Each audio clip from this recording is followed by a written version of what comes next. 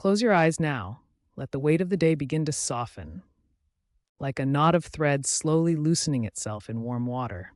Feel the tension in your shoulders release. The furrow in your brow grows smoothly. The busy thoughts of your waking hours beginning to drift, like leaves carried away on a slow, wide river. You are safe here. You are held. And tonight, we are going somewhere very old, very green, and very beautiful. Tonight, we are traveling back through time, not with any rush or urgency, but slowly, the way a dream carries you, gently, without effort, back through centuries of stone and silence and song, back to a land where the hills roll like sleeping giants beneath a vast gray pearl sky, where the rivers run cold and clear over ancient stones, and where the air itself seems to carry something sacred, something luminous, something forgotten by the modern world, but never truly lost.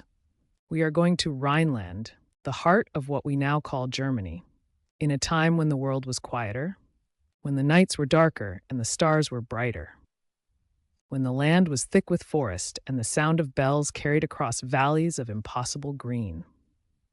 It is the 12th century, and the world is slow. Breathe in and imagine you can smell it, the first breath of the Rhineland night. It is cool and green and ancient. There is the deep, loamy scent of dark earth after rain, the kind of earth that has been here for thousands of years, holding within it the memory of every season that has ever passed through it. There is the faint sweetness of wild herbs, lavender and thyme and meadowsweet, growing in unhurried abundance along the riverbanks. There is the clean, cold sharpness of river water. The Rhine itself, that great and patient river, moving slowly through the valley below. And underneath it all, something else, something harder to name. The scent of old stone, of moss in the cracks of ancient walls, of candle wax and wood smoke, and something almost like incense, something holy and quiet and deeply, deeply still. Let that scent settle around you like a soft cloak. Let it carry you further in. The Rhine Valley at this hour, just after dusk has finished its slow work of darkening the sky, is one of the most beautiful places the world has ever held. Picture it now, the river itself, wide and unhurried, moving through the valley like a long, slow exhalation, its surface catching the last pale silver light of the evening sky, not rushing, not turbulent, but moving with the deep, ancient confidence of something that has been flowing for longer than memory, longer than any story any human tongue has ever told. On either side of the river, the hills rise, softly, covered in forests of oak and beech and ash whose leaves are layered in every shade of green. The bright, luminous green of new growth near the water, the deeper blue shadowed green of the old trees higher up the hillside, and here and there the pale silver green of meadow grass bending gently in the evening wind. The hills are not sharp or dramatic here.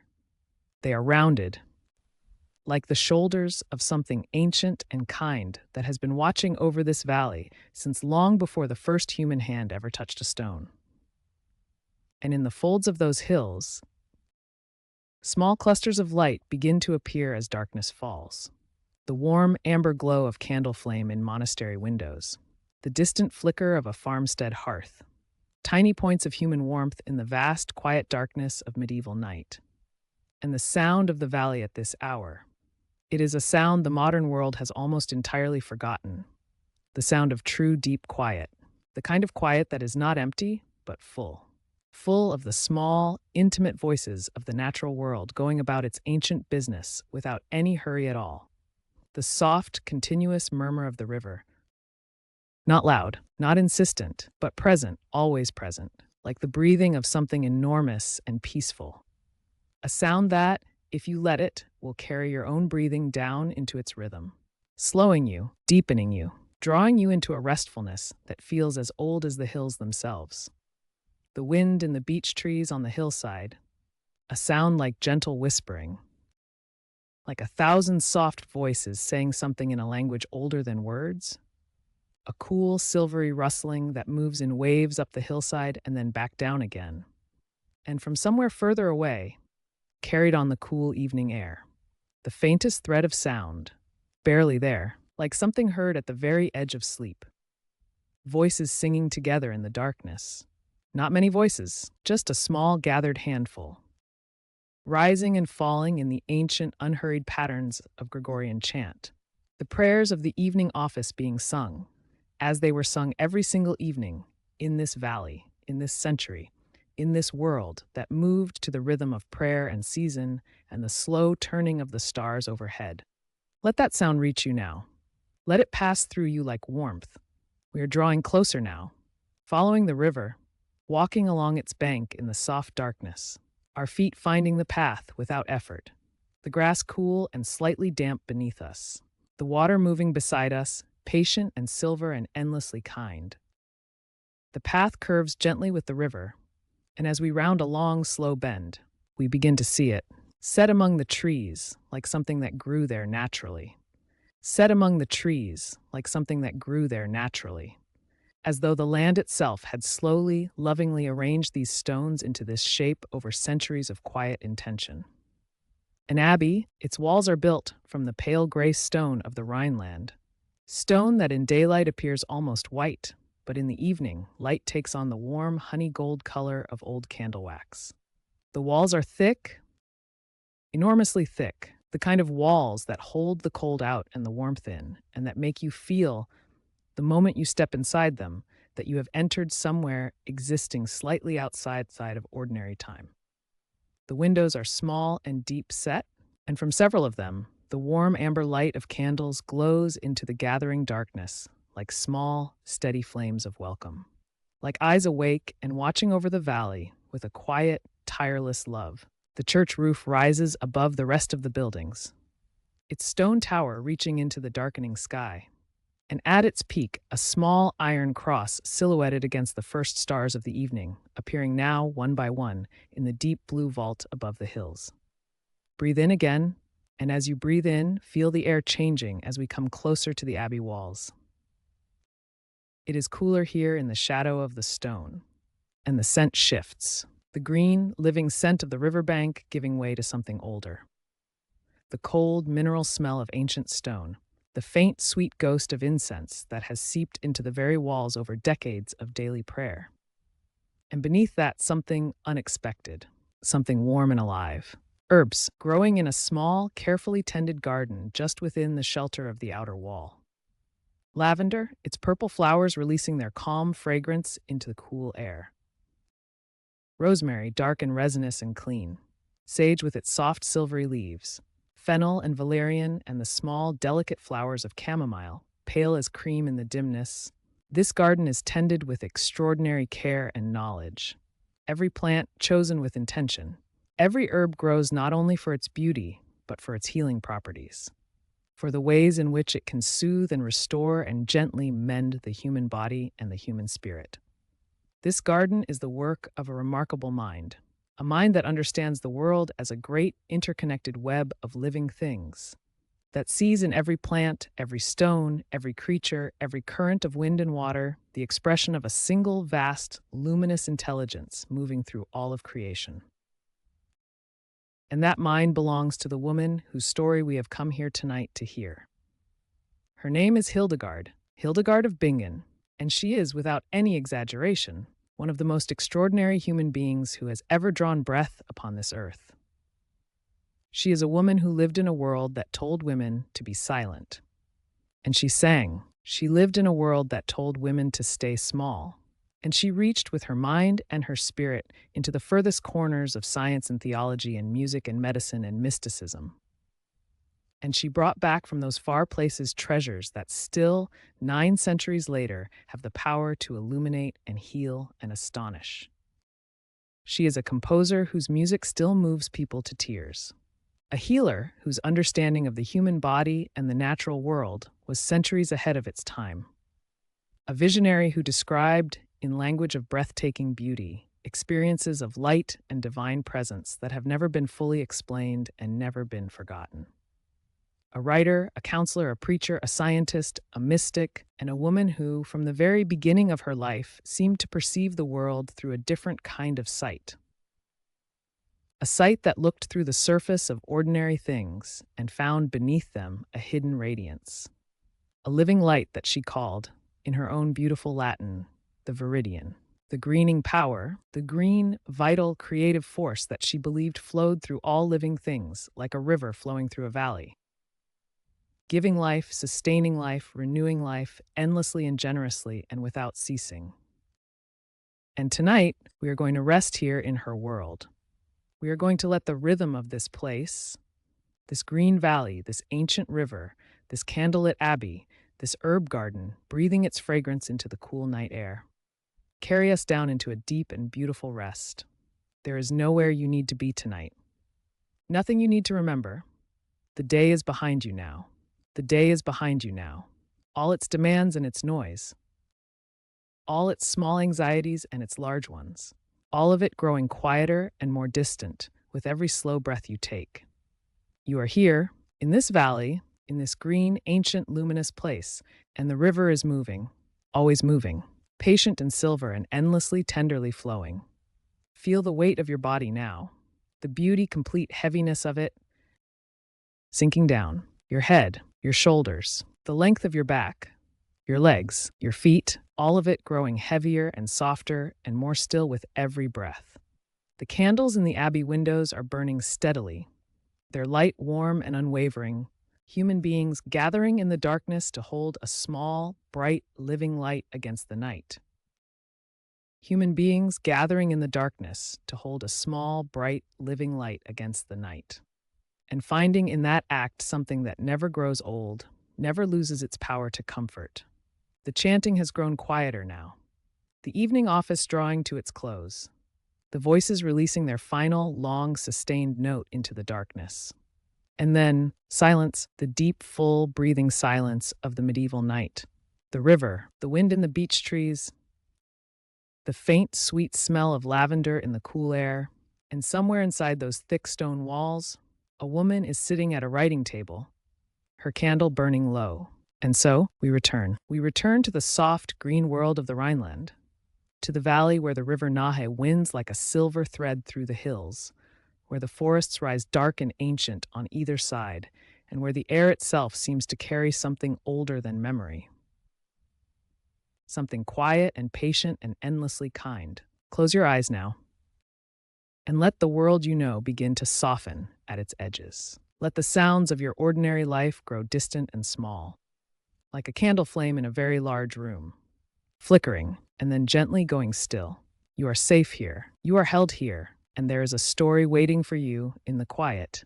It is the year 1098, and in the rolling green hills of what we now call Germany, in the region of Rhine-Hessen, where the vineyards terraced the hillsides in long, patient rows, and the mornings smelled of wet soil and wild rosemary and the faint, sweet smoke of oak fires burning low in stone hearths.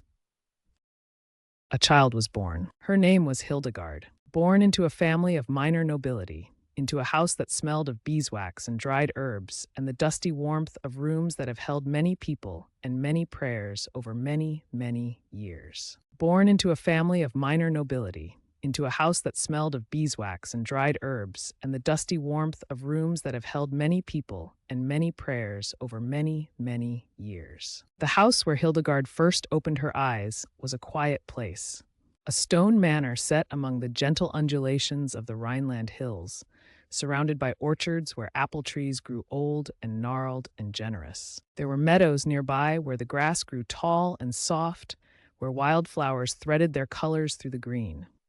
The pale violet of meadow sage, the deep golden yellow of tansy, the delicate white lace of yarrow nodding in the slow afternoon breeze. Hildegard was, by all accounts, a quiet child. Not quite in the way of sadness or in the way of fear, but quiet in the way of deep water. Quiet in the way of a forest at dawn, when the light is just beginning to find its way through the canopy in long, slanting columns of silver and gold, and everything holds its breath in a kind of reverent stillness.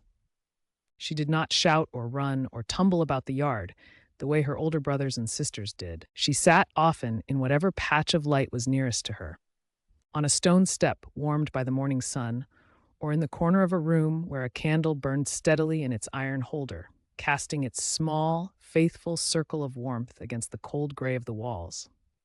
She watched things. She watched the way light moved across a floor of packed earth, The way it shifted as clouds passed over the sun, the way it caught the dust motes floating in the air and made them glow like tiny, wandering stars. She watched the way her mother's hands moved when she kneaded bread. The steady, rhythmic pressing and folding, the dough yielding and soft beneath her palms. She watched the way candle flames bent in the draught from an open door, leaning sideways, reaching, as though trying to follow something invisible that had just passed through the room. And she was luminous. That is the word that those who knew her in childhood would reach for, years later. Luminous, as though she carried something inside her that was slightly brighter than the ordinary world around her. As though the light that fell on her fell differently than it fell on anyone else. Her mother noticed it first. Mothers always do. Mechthild would sometimes pause in her work, setting down her spindle or her basket of herbs, and simply looking at her youngest daughter for a long, wondering moment. There was something in the child's eyes that she could not name, something that was not quite the ordinary brightness of childhood curiosity, but something older, something that seemed, at times, to be looking at things that were not entirely in the room. And then there was the morning that Hildegard was 3 years old. 3 years old, barely more than a baby, really. A small, serious child with dark eyes and a tendency to sit very still in the garden while the world moved around her. She was sitting in a patch of morning sunlight that had found its way over the stone wall and was lying across the earth in a warm golden rectangle. The garden smelled of rosemary and damp soil and the faint green sweetness of new growth. There were bees already moving through the lavender at the garden's edge.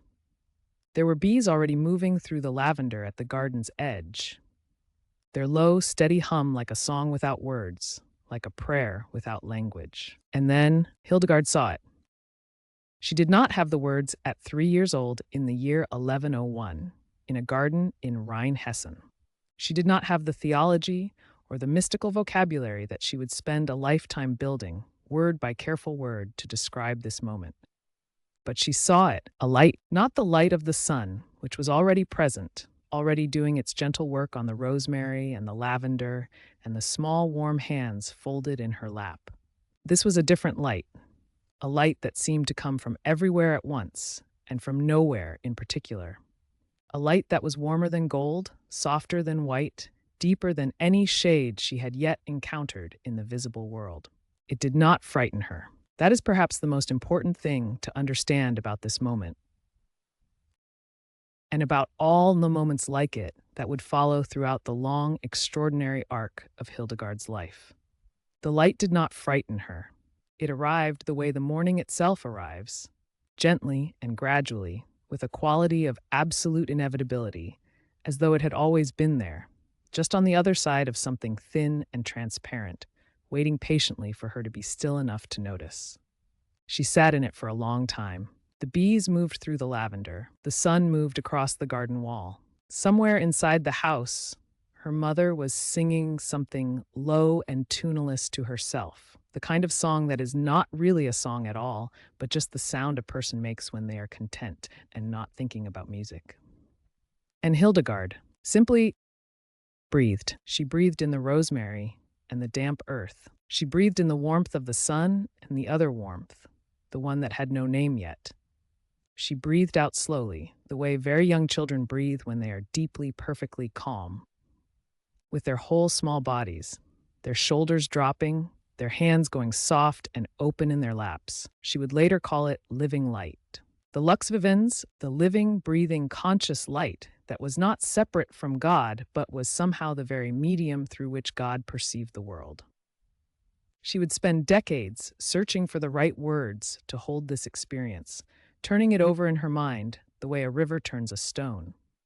Slowly, patiently, until all the rough edges had been worn away and what remained was something smooth and true and quietly radiant. But on that morning in the garden, she was 3 years old, and she simply sat in it, and it was enough. Hildegard's childhood continued in its quiet, unusual way. She was a delicate child, prone to illness, to fevers that came and went like weather, leaving her pale and still in her bed for days at a time. Her parents worried about her, in the gentle, helpless way that parents worry about a child who seems to belong to a world slightly adjacent to the ordinary one. And it was partly this fragility that led her parents to make the decision that would shape everything that came after. When Hildegard was 8 years old, her parents brought her to Seidenberg. Seidenberg. Say the word slowly and let it settle. Seidenberg. It means roughly the mountain of St. Dispud, named for an Irish monk who had come to this green, remote valley centuries before and built a small hermitage among the trees, drawn by the silence and the particular quality of the light that fell on this hillside in the late afternoon, when the shadows of the great oaks lay long and blue across the ground. By the time Hildegard arrived, it had grown into a proper Benedictine monastery, with a small women's anchorage attached, where a young noblewoman named Jutta of Sponheim had established herself as an anchoress. A woman who had chosen to withdraw from the world entirely, to dedicate every breath and every waking hour to the contemplation of God. Imagine arriving at Seidenberg as a child of 8. The slow cart ride through the Rhineland hills, the trees growing taller and closer together, the light filtering down through the canopy in long cathedral shafts of green gold, the air growing cooler and filled with the smell of moss and stone and the faint, sweet decay of fallen leaves. And then the monastery itself. The stone walls rising from the hillside as though they had grown there, as natural and inevitable as the oaks that surrounded them. The great wooden door, dark with age and use, its iron hinges red-brown with rust, its surface worn smooth by the hands of countless monks and pilgrims who had passed through it over the centuries. The smell of the place, cold stone and candle smoke and incense, and the slightly sweet dampness of a very old building that has been inhabited by prayer for a very long time. A smell that is somehow both austere and deeply comforting, like the smell of a library or a forest after rain. And the sounds of Seidenberg would become the architecture of Hildegard's inner world. The bells, the great, slow bells that marked the hours of the divine office, calling the monks to prayer 7 times each day, their voices rolling out across the valley in long, resonant waves that seemed to move through the body as much as through the air. The chanting, the low, collective voice of the monks rising and falling in the ancient patterns of Gregorian melody, filling the stone spaces of the church with something that was at once entirely human and entirely other. The silence between the chanting, which was perhaps the most profound sound of all. Hildegard settled into this world the way water settles into stone, slowly and completely, finding every crack and hollow, taking the shape of the place that held her. She lived in anchorage with Jutta, who was her teacher and her guardian, and, in the deepest sense, her companion in the long, patient work of learning to be still. Jutta taught Hildegard to read the Latin of the Psalms, tracing the letters on the page with a patient finger, her voice low and steady in the cold air of the cell. She taught her to sing the office, the long, winding melodies of the chant that Hildegard would one day transform into something entirely new, entirely her own. And in the evenings, when the last bell had rung and the candles had been snuffed one by one until only one small flame remained, Hildegard would lie on her narrow bed in the darkness and listen to the river far below in the valley, its voice rising and falling with the seasons, fuller in the spring when the snowmelt came rushing down from the hills, quieter in the late summer when it ran low and clear over its smooth, pale stones. Listen to the wind in the oaks outside the window. The long, slow breath of the forest moving through its 10,000 leaves, each one catching the wind and releasing it, in a rhythm that was almost like breathing. Listen to the silence that held all these sounds together. The deep, patient silence of Seidenberg, which was not an empty silence but a full one. A silence that seemed to the child lying in the darkness with her hands folded on her chest to be alive in some quiet, essential way. And sometimes, in that last, hovering moment before sleep came to take her, she would see it again. The light, the living light, warm and wordless and endless patient, moving at the edges of her vision, something that vanished the moment you turned to look at it directly, but that remained always as a presence. as a warmth. As a certainty, it needed no proof, no argument, no language at all. It was simply there, as it had been there in the garden when she was 3 years old, and the bees were moving through the lavender, and her mother was singing something tuneless, and the world smelled of rosemary and damp earth and the first green breath of spring. It had always been there, and it would always be there, waiting, with the infinite patience of light, for Hildegard to grow into the fullness of what she was becoming. And so the years moved through Seidenberg the way seasons always do in the Rhineland Valley, slowly and with great tenderness, like a hand turning the pages of an illuminated manuscript, one golden leaf at a time. The monastery had become Hildegard's entire world. Every stone corridor, every arched doorway, every slender window that caught the morning light and scattered it across the cold floor in pale ribbons of silver and gold. She knew them all. She had grown into this place the way a vine grows into the wall it loves, quietly, steadily, and with a kind of devotion that asks for nothing in return. She had entered as a child of 8, small and wide-eyed and trembling at the edges. And now, in the slow unfolding of years, she had become something else entirely. A young woman, a scholar, a singer of sacred songs, a keeper of herbs and remedies, a student of scripture and the natural world and the deep humming mystery that seemed to live just beneath the surface of all visible things. The community of women at Seidenberg lived by a rhythm so ancient and so steady that it felt less like a schedule and more like breathing. The bells rang at matins in the deep blue darkness before dawn, and the sisters rose from their narrow beds and wrapped their robes around themselves and walked in quiet procession to the chapel. Their soft footsteps on the stone were like the sound of water moving over pebbles, a sound so gentle it almost wasn't there at all. And Hildegard walked among them, her face still and composed, her hands folded, her eyes sometimes distant, as though she were listening to something no one else could hear. Because she had always been, they had been with her since childhood, since those first overwhelming floods of light that had frightened her and made her feel so profoundly alone. They had been with her since childhood, since those first overwhelming floods of light that had frightened her and made her feel so profoundly alone. But as she grew older, she had learned to hold them differently. The way you learn, with time and practice, to hold something very precious without gripping it too tightly. She called it the living light. That was her name for it. The thing she saw. The thing that came to her not in darkness or in sleep, but in the full wakefulness of ordinary days. She would be sitting in the scriptorium, her quill moving carefully across a page, the smell of ink and parchment and the faint sweetness as of beeswax candles all around her. And then, without warning, without any sound or signal, the light would come. It was not like sunlight, though it carried warmth. It was not like firelight, though it flickered and danced at its edges. It was something older than both of those things, something that seemed to come from a place before the world had learned to name its own beauty. It moved through her like music moves through a room, filling every corner, touching every surface, leaving nothing unchanged. And within the light, there were voices and images, and truth so large and so luminous that she could barely hold them before they dissolved back into silence, like breath dissolving into cold morning air. She saw the cosmos as a vast living wheel, spinning slowly in the darkness of eternity. She saw the earth as a breathing creature, green and generous and sacred. She saw the human soul as a flame inside a lantern, fragile and beautiful and capable of extraordinary illumination. She saw angels moving through the world like rivers of light, attending to things we cannot see with ordinary eyes.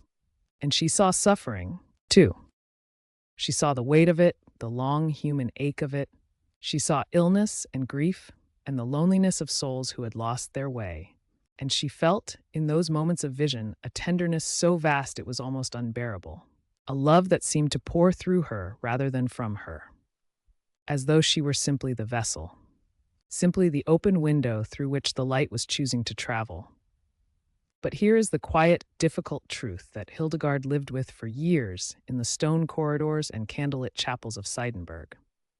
It is frightening, It is deeply, genuinely frightening to believe that you have been given something extraordinary, especially when the world around you has very clear ideas about who is permitted to speak and who is expected to remain silent.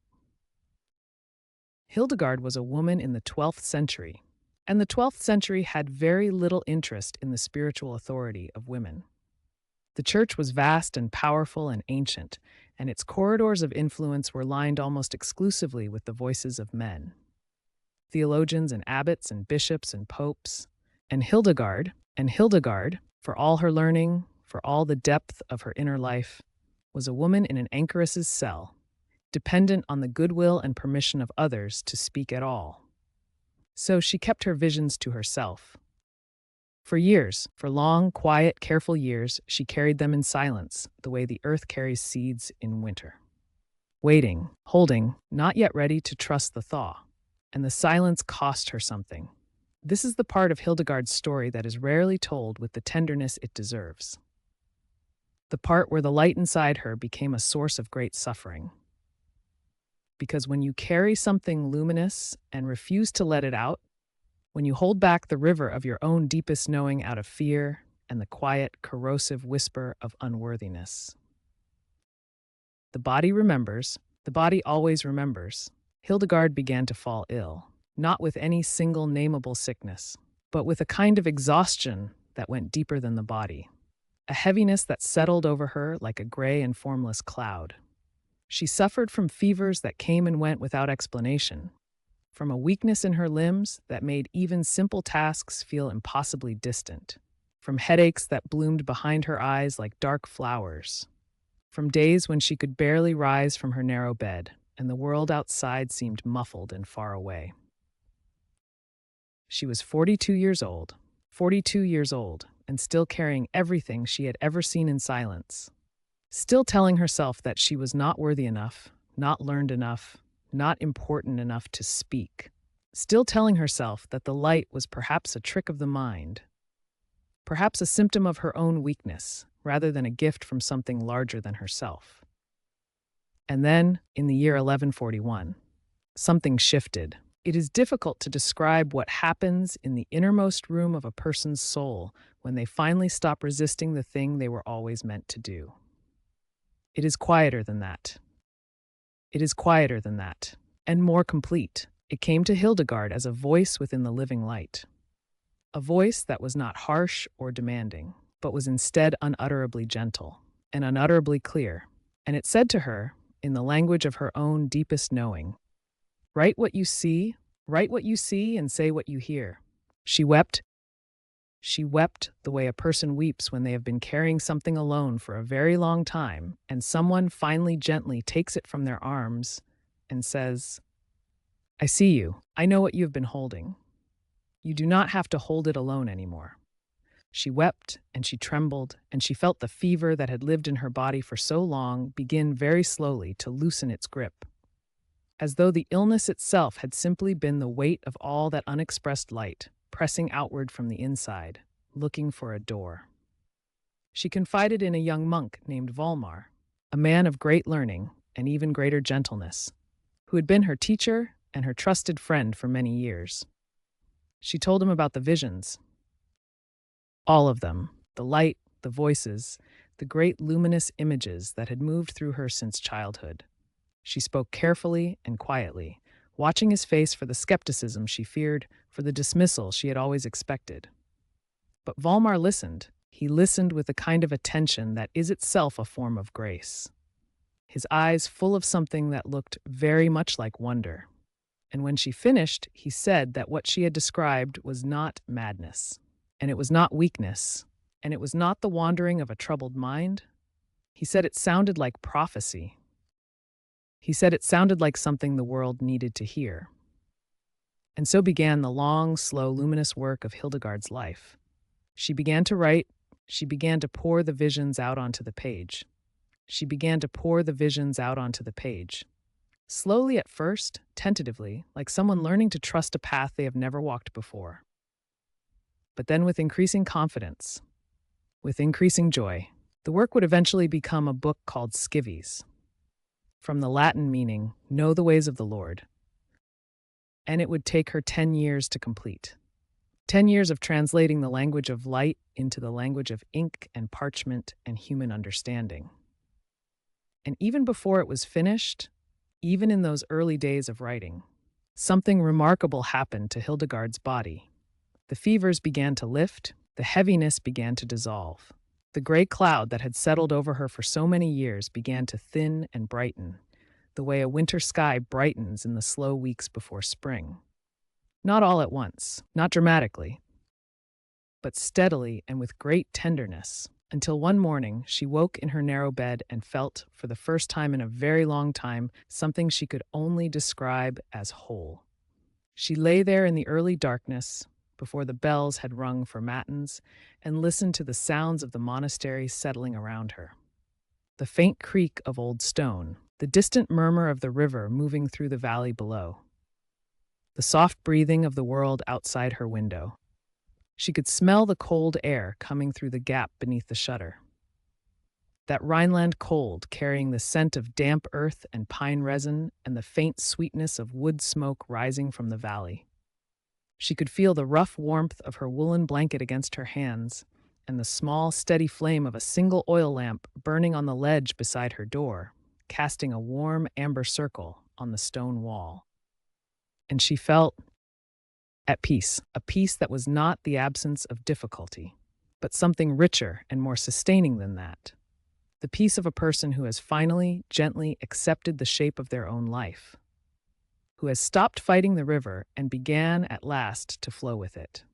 The living light had always been there, patient and radiant and endlessly waiting, not outside her, not above her, not in some distant and unreachable heaven, but here, in this body, in this life, in this cold stone room, with its single lamp and its smell of damp earth and beeswax, and the long, quiet centuries of prayer that had soaked into every surface of this ancient place. It had always been here, and now at last she was ready to let it shine. Rest now as Hildegard rested on that quiet morning, wrapped in the warmth of something larger than herself, held in the patient arms of a life that had always known exactly where it was going, even when she could not see the path. The light is patient, and it is always there, and it is always, always enough. And so, we return to her. We return to the quiet world of Hildegard of Bingen, where the stone walls of the abbey hold their ancient stillness, and the candles burn low and golden in the long, soft hours of the evening. Imagine, if you will, that you are standing at the edge of a great meadow in the Rhineland. It is early morning, just before the world fully wakes. The sky above you is the softest shade of gray and pearl and pale, pale blue, the kind of sky that exists only in that sacred threshold between night and day, when the stars have not quite finished their quiet retreat and the sun has not yet gathered the courage to fully rise. The grass beneath your feet is heavy with dew. Each blade bends gently under the weight of its own small, perfect drop of water. And if you were to kneel down here, right now, on this cool and fragrant morning, and press your palm flat against the earth, you would feel something remarkable. You would feel warmth, not the warmth of the sun, which has not yet arrived, but there is a deeper warmth, a warmth that rises from within the earth itself. A warmth that has been there since long before you arrived and will remain long after you have gone. This is what Hildegard felt. This is the sensation she spent her entire extraordinary life trying to name, trying to describe, trying to pour into words the way one pours warm honey slowly into a jar. She searched for it in the Latin she had learned as a child, in the prayers she had memorized before she could fully understand them, in the visions that came to her like light through colored glass. And eventually, after years of searching, she found the word viriditas. Say it softly to yourself if you like. Viriditas. It comes from the Latin word viridis, meaning green. It was a force. It was a force, a living, breathing, sacred force that she believed ran through all of creation the way a river runs through a valley, quietly, persistently, giving life to everything it touches. She described it as the greening power of God, the divine moisture that kept the world from drying up and turning to dust. Imagine that for a moment. Imagine that somewhere at the very heart of creation, There is a kind of sacred greenness, a lushness, a willingness to grow and reach and bloom. And that this force is not something distant or abstract or locked away in some unreachable heaven, but is here, right here, in the moss growing on the abbey wall, in the root of the old oak tree, pushing deeper into the dark earth, in the small green shoot pressing up through the cobblestones of the courtyard with extraordinary, quiet determination. Hildegard had watched that courtyard for decades. She had walked its perimeter in the early mornings and late evenings, her robes trailing softly over the uneven stones, her eyes moving always to the edges of things, to the places where the cultivated world met the wild one. She noticed the way the ivy crept slowly across the eastern wall, inch by patient inch, year after year, as though it had all the time in the world. Because of course it did. She noticed the way the garden herbs would return each spring with a cheerful persistence that she found both humbling and deeply comforting. The lavender especially, which she loved above almost all other plants. The lavender at Hildegard's Abbey was something to behold. Planted in long, careful rows along the southern wall, where the stone held the warmth of the afternoon sun long into the evening, the lavender grew in thick, fragrant masses of gray, green, and purple. In the height of summer, when the bees arrived in their thousands to move through the blooms with that low, contented hum that is one of the most peaceful sounds in all the world, the entire garden seemed to breathe. It seemed to pulse with a gentle, living rhythm that you could feel in your chest if you stood very still and simply allowed yourself to notice it. Hildegard noticed it. She always noticed it, that the concept of viriditas would settle over her like a warm shawl. That the concept of viriditas would settle over her like a warm shawl. She would feel it in her own body first, a kind of aliveness, a greenness in her own chest, as though something inside her was reaching toward the light, the way a plant reaches toward a window. She wrote about this feeling with a tenderness that is almost difficult to read without feeling moved. She described the human soul as a garden, not a formal garden, carefully planned and rigidly maintained, but a wild and generous garden full of unexpected beauty, full of plants that had chosen to grow there of their own accord. She believed that when a person was living in alignment with God and with nature and with their own deepest truth, their soul was green. It was moist and supple and full of growing things. It was vibrant, but when a person was suffering, when they had turned away from the natural world, from beauty, from prayer, from the simple act of paying attention to the living things around them, she said their soul became dry. She used the Latin word acridities to describe this state, the opposite of viriditas, the dryness, the withering, the slow, sad retreat of life from a place that was once lush and full. And here is where Hildegard's vision becomes something truly remarkable, something that feels, even now, even across 900 years, astonishingly wise. She did not separate the health of the body from the health of the soul. She did not separate the health of the soul from the health of the natural world. For Hildegard, these were not three separate things. They were one thing, one continuous, flowing, interconnected reality. The same viriditas that made the grass grow and the river run and the lavender bloom was the same force that made a human heart beat with joy, that made a mind turn toward wonder, that made a hand reach out in kindness toward another. Think of a tree, a great old tree, the kind that has been growing for so long that its roots have become part of the landscape itself, weaving through the earth the way veins weave through a body. The kind of tree that has weathered 100 storms and stood through 100 winters, and still, every single spring, without fail, without hesitation, puts out its new leaves. Hildegard loved trees with a reverent love. She wrote about them often, describing them as among the most perfect expressions of viriditas in the visible world. She marveled at the way a tree was simultaneously rooted and reaching, held fast to the earth below and stretching always toward the sky above. She saw in this spiritual wisdom that no sermon could fully capture. The tree did not have to choose between the earthly and the heavenly.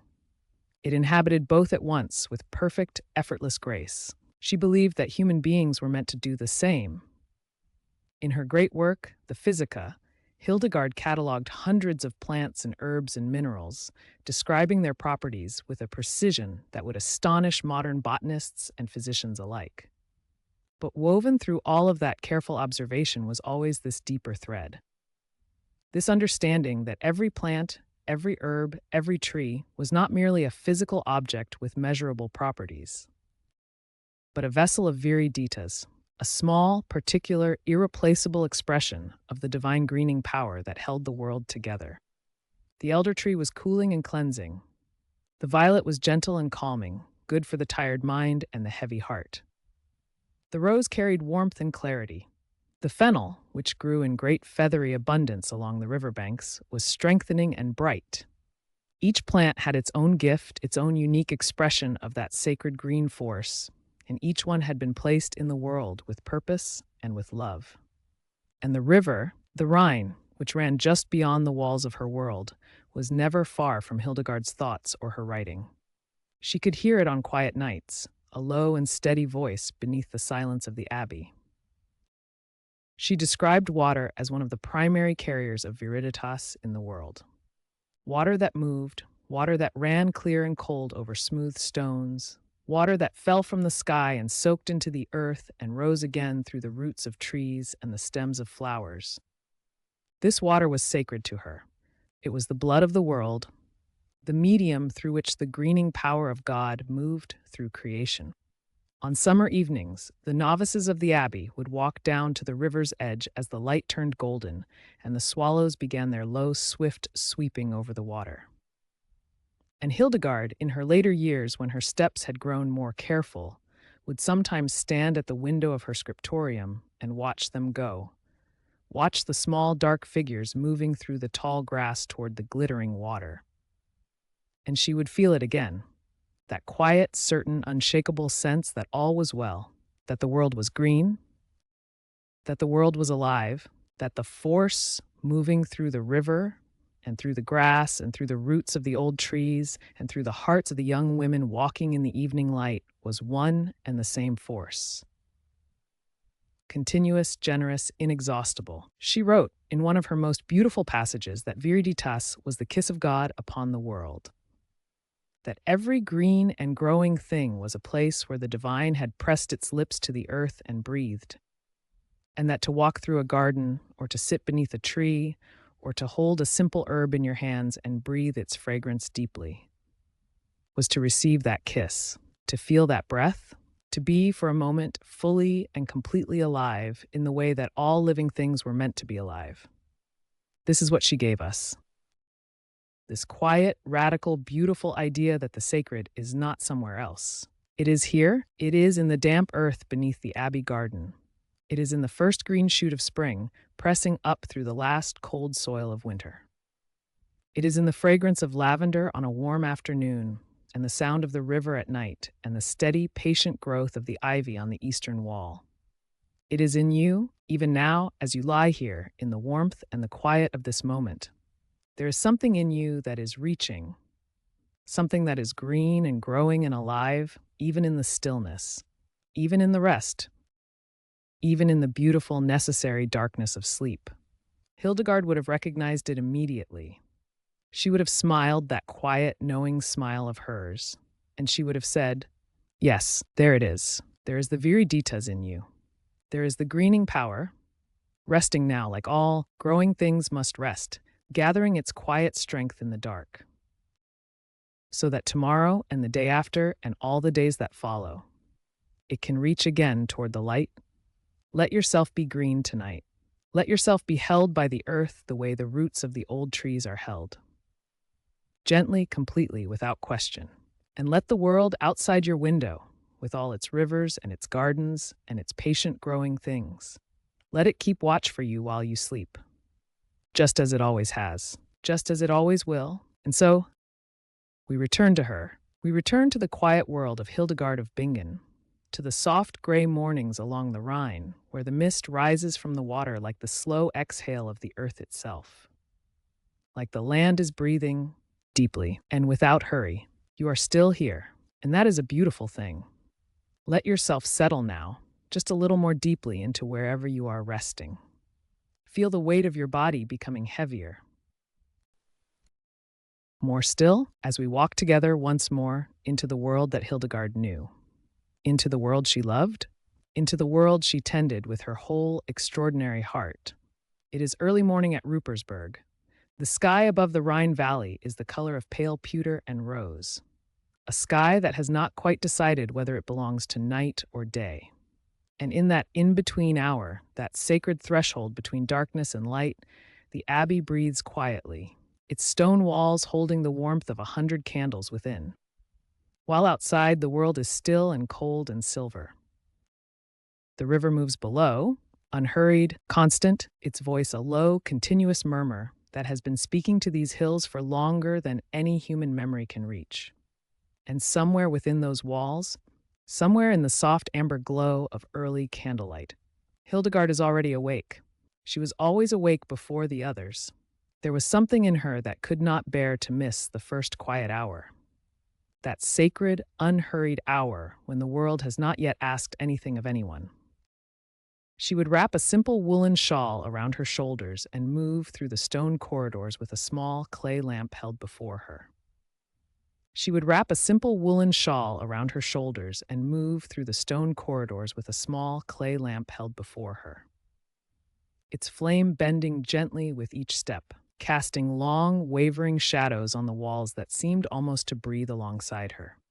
And she would make her way, deliberately, to the garden at Ruppersberg. Let's linger here for a moment. Let us breathe this place in deeply, because this garden was not merely a garden in the way we might think of one today. It was something far more profound, something Hildegard understood in the very marrow of her bones. This garden was a living library. Every plant that grew within its carefully tended borders was a word in a language she had spent her entire life learning to read. A language written not in ink upon parchment, but in root and stem and leaf and blossom. Spoken not in Latin or German, but in fragrance and texture and the quiet, persistent will to grow toward the light. The garden was enclosed on 3 sides by low stone walls, worn smooth by decades of rain and moss. And on the 4th side, it opened to a view of the Rhine Valley below. So that even as you stood among the herbs and breathed in their living perfume, you could look out and see the river winding through the valley like a silver thread. And the hills beyond, dark with ancient forest. It was the kind of place that made you feel and very held at the same time. Hildegard would kneel at the edge of the beds in the early morning, her hands moving slowly through the plants, touching them with a tenderness that was almost ceremonial. Almost like a greeting between old friends who understand each other without the need for many words. She believed, with a certainty as steady as the stone walls around her, that the natural world was not separate from the sacred world, that God had not placed these plants upon the earth as mere practical tools, but as expressions of divine generosity, as gifts wrapped in green and purple and silver gray, waiting to be received with gratitude. She called this quality viriditas, that beautiful, untranslatable word, the greening power, the living vitality that she believed flowed through all of creation like an invisible river. The same force that pushed the first shoot up through cold spring soil. The same force that moved through human blood and breath and thought. And in her garden, viriditas were everywhere. Let us walk with her now through the garden paths. Slowly, without hurry, without destination. Simply present to what is here. The path beneath her feet is packed earth, slightly damp from the night, and the sound of her footsteps is barely a whisper. Around her, the plants are still holding the night's dew on their leaves. Tiny, perfect droplets that catch the first pale light, like the world is quietly decorated with small, temporary diamonds. And then, the lavender. The lavender. Even before she reaches it, she can sense it. There is something about lavender that arrives before you do, that reaches out gently and finds you before you have found it. Its fragrance in the early morning is softer, cooler, like a voice that is still waking up. Like a voice that is still waking up. Hildegard knew lavender the way a musician knows a beloved instrument. Hildegard knew lavender the way a musician knows a beloved instrument. She understood its moods, its seasons, the way it changed from the pale gray green of early spring to the deep, dusty purple of full summer bloom. She knew the way the bees loved it with an almost frantic devotion on warm afternoons. But more than its beauty, she knew its medicine. In her great work, the Physica, that extraordinary compendium of natural healing compiled over decades of careful observation and prayer, she wrote of lavender with a quiet authority that still resonates across 9 centuries. She understood that lavender carried within it a kind of peace, a settling quality, a gentle invitation to the nervous, restless, overwhelmed human spirit to simply release, to let go of the tight grip it kept on its worries, to soften the jaw, to unclench the hands, to allow the breath to deepen. She would sometimes place fresh sprigs of lavender near the sleeping cells of sisters who were troubled in their rest. Not as a magic charm, but as a gentle companion for the night hours, a fragrant presence that asked for nothing and offered everything. Perhaps you can feel that now, even just in the imagining of it. That soft, gray-purple fragrance drifting through the cool morning air, settling around you like something kind and unhurried. There is no demand in lavender. There is only an offering, only a gentle, wordless suggestion that perhaps everything is already all right. And further along the path, the sage. The sage grew in a broad, generous clump near the south-facing wall where the stone held warmth even after the sun had moved away. Its leaves were soft and slightly rough at the same time. That paradox Hildegard found endlessly fascinating. The surface of each leaf covered in the finest down, so that in the right light, the whole plant seemed to shimmer with a faint silver luminescence. She would sometimes press a sage leaf between her fingers and hold them to her face and simply breathe, letting that ancient, complex fragrance fill her, earthy and warm and slightly resinous, with something underneath that felt genuinely old, like the smell of wisdom itself, if wisdom had a fragrance. Hildegard wrote of sage as a great strengthener, a remedy for the kind of exhaustion that goes deeper than mere tiredness, the exhaustion of the spirit that sometimes accompanies long illness, or the slow, grinding weariness of a life that is given and given without remembering to receive, or the slow, grinding weariness of a life that is given and given without remembering to receive. She believed that healing was never only about the body. This is perhaps the most beautiful thing about Hildegard's medicine. A person was not a collection of separate parts to be fixed one at a time. A person was a whole, a living wholeness in which the physical and the spiritual were not 2 different things, but 2 expressions of the same single sacred reality. When she prescribed sage for a weary body, she also prescribed rest for a weary soul. When she recommended lavender for troubled sleep, she also offered prayers and gentle conversation and the quiet, healing presence of one human being simply sitting with another in their difficulty. She understood something very easy to forget in the rushing of our days, that the body listens to the heart, that the heart listens to the spirit, and that the spirit is nourished not only by grand moments of revelation, but by small, quiet, daily acts of attention and care. The act of tending a garden was itself a form of prayer for Hildegard. For Hildegard, kneeling in damp earth to plant seeds, watering them, and waiting for the first pale shoots of growth was not separate from her spiritual life. It was her spiritual life, expressed through soil, roots, and the patient, faithful language of growing things. And then there were the roses. At Ruppersberg, they climbed the eastern wall, catching the first gentle light of morning. In their season, they were extraordinary. Deep pink blooms, nearly red at their tightly furrowed centers, fading to the palest blush at the edges. Their fragrance was nothing like lavender's bright sharpness. It was deeper and more layered, as if it had been unfolding for centuries and was still not finished. Hildegard loved the rose above all other plants. She understood it as a plant of the heart, not in any sentimental sense, but in a deep and genuine medicinal and spiritual sense. She believed the rose could reach the places in a person that other remedies could not quite touch. The hidden, tender, sometimes bruised interior places where grief lives. and longing lives, and the quiet ache of simply being human in a world that is sometimes very hard. She would gather the petals in the early morning before the heat of the day had lifted their fragrance into the air. Her hands moving gently through the blooms, careful not to bruise them, receiving each petal as a small, extraordinary gift. And as she gathered them, she would be quiet. Not the quiet of someone who has nothing to say, but the quiet of someone who understands that there are moments when silence is the most eloquent language available. When the best thing a human being can do is simply be present. Simply witness, simply receive what the world is offering without trying to improve upon it. This was the essence of Hildegard's healing. This quality of deep, attentive presence, this willingness to sit with a person in their suffering without rushing them through it, without offering easy answers, but instead offering the slower, more generous medicine of genuine companionship.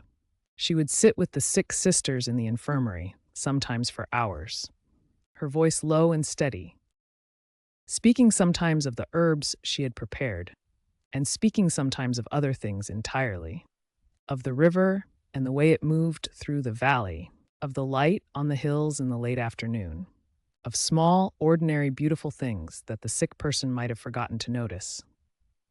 Because Hildegard understood that beauty is itself a medicine, that the human spirit, when it is depleted and frightened and in pain, is nourished by beauty in a way that is as real and necessary as food or water or sleep. That the sight of the river, or the smell of roses, or the sound of a voice that is genuinely kind, these things restore something in us. They reach into deep places and replenish what suffering has taken away.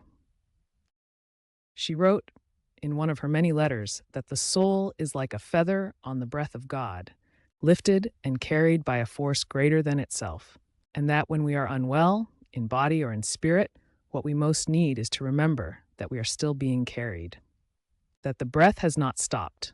And so she tended her garden day after day, season after season, year after year, through the cold winters when the beds lay bare and frost silvered, through the tentative stirrings of spring when the first green shoots pushed up through dark soil like small, brave declarations of faith, through the abundance of summer when the whole garden hummed with bees, through the slow, golden, melancholy beauty of autumn when the last roses finally let their petals fall.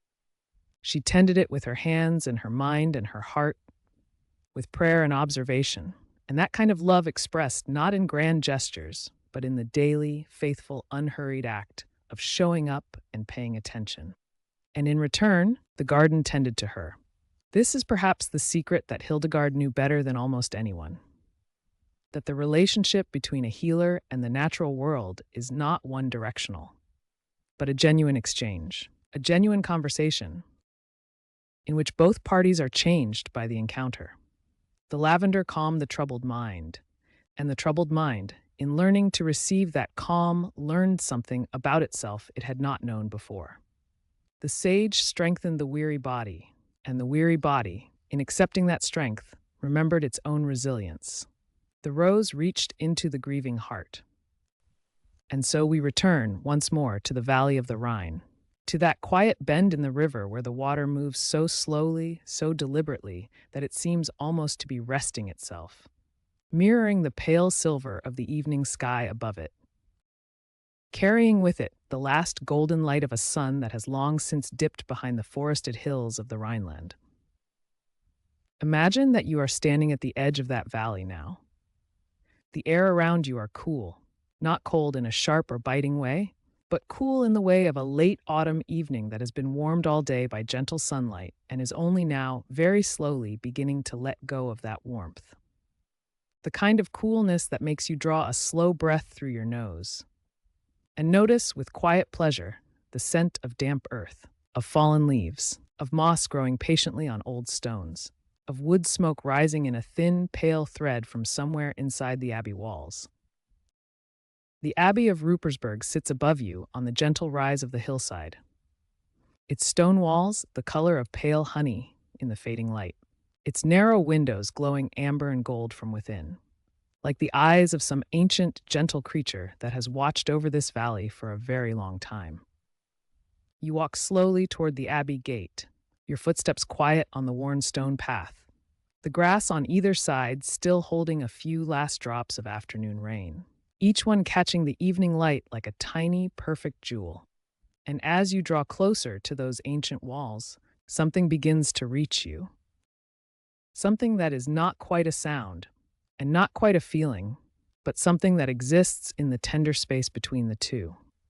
It drifts through the stone, through the thick oak of the abbey doors, through the cool evening air itself, and it settles around you like a shawl, like a warm hand placed gently on your shoulder. It is music, not music as we sometimes think of it, not something bright and demanding and insistent, but music of another kind entirely. Music that does not ask anything of you. Music that simply opens, like a door left ajar in a warm room, like a window through which something ancient and beautiful and true is breathing very quietly into the world. This is Hildegard's music, for Hildegard of Bingen did not think of her compositions the way a modern composer might. She did not construct melodies from theory and craft alone. Though her craft was extraordinary, breathtaking in its sophistication. No, for Hildegard, music was something that arrived. It came to her the way light comes through a narrow abbey window in the early morning. Not summoned, not manufactured, but given, poured through an opening that she had spent her entire life learning to keep clear and still. She wrote that the voice of the living light spoke within her, and that when it spoke in this way, it spoke in melody, a voice of living light. Singing, Hildegard believed, with her whole heart and mind, that the universe itself was musical, that the stars in their slow and ancient turning moved according to a great and sacred pattern of harmony. A pattern the ancient Greeks had called the musica universalis, the music of the spheres. This was not merely a poetic idea for Hildegard. It was a truth she felt in her body, in the way that certain melodies seemed to resonate not just in the ear, but in the chest, in the throat, in that quiet, wordless place where you are most entirely yourself. Into confusion, into the kind of weariness that goes deeper than the body. It was because it had become, in some way, out of tune. It had drifted, like a boat from its mooring, away from the great harmony that underlies all things. And she believed that music, the right kind of music, slow music, sacred music, music that does not rush or demand but simply flows, could bring the soul back, could return it, gently, the way a careful hand returns a beloved instrument. Let us step inside now, shall we? The abbey door opens smoothly without protest, as if it has been waiting for you. The air inside is warmer, denser, carrying within it the mingled scents of beeswax candles and incense and cold stone and something else, something like time itself, like the accumulated quiet of centuries of prayer and slow, patient living. At the end of the corridor, a door stands open, and through that door, the music. You step into the chapel, and for a moment, you simply stand and breathe and let what is happening here wash over you. The chapel is intimate in the way that only very old sacred spaces can be, the ceiling arching above in a simple, graceful curve of pale stone, the floor worn smooth by generations of quiet footsteps, a few candles burning on the altar, their flames so still they might be painted there. And in the choir stalls along either side of the chapel, the sisters, Hildegard's beloved community of women, seated in their dark habits, their faces calm and open, their eyes either closed or lifted gently upward. And from their mouths comes this music, this extraordinary, impossible, tender music. Hildegard's compositions are unlike anything else written in the 12th century. Where other sacred music of her time moved in careful, measured steps, Hildegard's melodies soar. They leap upward with fearless, joyful abandon, climbing to the very top of the voice, and then descending again with the slow, inevitable grace of a bird returning to its branch after a long flight through open sky. She called her collected musical works the Symphonia Armony Celestial Revelation, the Symphony of the Harmony of Celestial Revelations. Even the title breathes. Hildegard wrote about the concept of viriditas, that beautiful word, that green, living, vital force she saw moving through all of creation. Through the sap of trees, and the blood of the body and the first green shoots of spring pushing up through cold earth. She believed that music carried viridians, that it was one of the purest ways this living force could move through the human soul. Bypassing the arguing mind, bypassing the worried, calculating parts of the self, and speaking directly to something deeper, something older, something that knew, without needing to be told, that it was part of something vast and beautiful and fundamentally good. When she composed her music, she was not simply creating beautiful sounds. She was opening a channel, a pathway along which healing could travel, from the great harmony of the cosmos, through the vibrations of the human voice, into the listening body, into the tired, bewildered, beautiful human soul. That these long, flowing, unhurried melodic lines slow the heart rate. That these long, flowing, unhurried melodic lines slow the heart rate, deepen the breath, lower the activity of the anxious mind, and invite the body into a state of profound rest. Not because of anything mystical, the researchers would say, but because of the way the music moves, its pace, its arc, its refusal to hurry, and yet, perhaps Hildegard would simply smile at that explanation and say that the mystical and the natural are not, in the end, different things. That the body's capacity to be healed by beauty is itself one of the most sacred facts about being alive. Imagine now that you are settling into the back of that candlelit chapel. There is a low wooden bench along the back wall, worn smooth and warm with use. And you sit down very slowly and let your back rest against the cool stone behind you. And you feel the contrast of that coolness against the warmth of the candlelight on your face. And it is perfect. It is exactly right. Your hands rest in your lap, open and still. Your eyes grow heavy. The music continues. One of Hildegard's most beloved compositions rises now in the chapel. The antiphon O viridissima virga, O greenest branch, a song that begins like a single green shoot, pushing up through winter soil. Tentative and tender and impossibly alive, and then unfolds, petal by petal, into something so open and so full of light that it seems almost too beautiful to be made of ordinary human breath. The voice that carries it rises, and then at the very peak of its ascent, it holds, just holds, suspended there in the warm air of the chapel, above the candle flames, above the worn stone floor, above all the accumulated weight of the day and the week and the year. Just held in beauty. And in this moment, something in you begins to let go. Not dramatically, not all at once, but in the way that tension always releases when it is met with enough gentleness and enough time. Like a fist slowly opening, finger by finger, until the hand lies flat and open and at rest. The thoughts that have been circling in your mind all day, the lists and the questions and the things left undone. The lists and the questions and the things left undone. They grow quieter. They move to the edges of your awareness. They become less insistent, less sharp, and in space they leave behind. Something else moves in.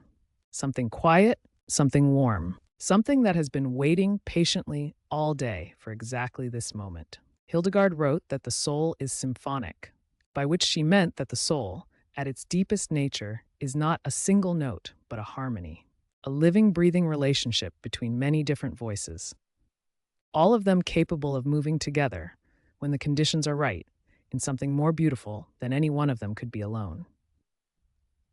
And she believed that sleep, true deep restful sleep, was one of the moments when this harmony was most fully restored, that in sleep the arguing voices of the mind fell quiet, and the soul was free, for a few hours, to simply be what it most truly was, unhurried and undefended, and rest in the great, patient harmony of things.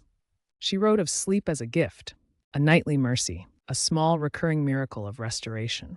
And she believed that music, heard in the evening, in the quiet and the candlelight, was one of the most beautiful ways to prepare the soul for that gift. To soften the edges, to slow the breath, to remind the body of its own deep wisdom, its own knowledge of how to rest. So let the music of this ancient, extraordinary woman carry you now.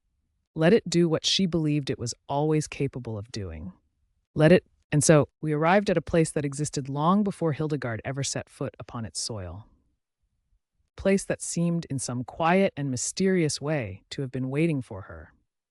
The hill above the Rhine had always been there, patient and still in the way that ancient things are patient and still, watching the river move below it through centuries of rain and sun and fog and frost, watching the seasons turn with the slow, indifferent grace of something that has no need to hurry.